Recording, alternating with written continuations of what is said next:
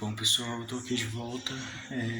Hoje eu fui ao dentista porque eu tenho muito bruxismo por causa da ansiedade e saí de lá com uma notícia não muito boa.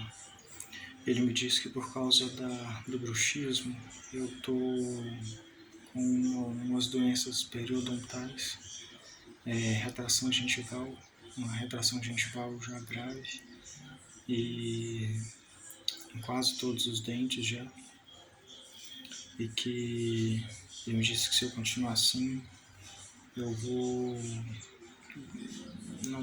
dentes não vão continuar tão saudáveis quanto eles eram. Meus dentes sempre foram muito resistentes, muito bons.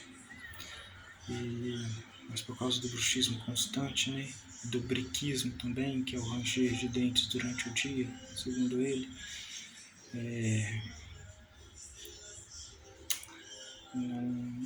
minha saúde bucal não vai ser tão boa mais. E vou precisar, mais uma vez, tentar controlar isso. E esses últimos meses, né, com a redução da dose de escitalopram, eu estou ficando ainda mais ansioso e mais nervoso, mais irritado, e isso está piorando ainda mais esse quadro de bruxismo. Vamos ver o que vai ser daqui pra frente.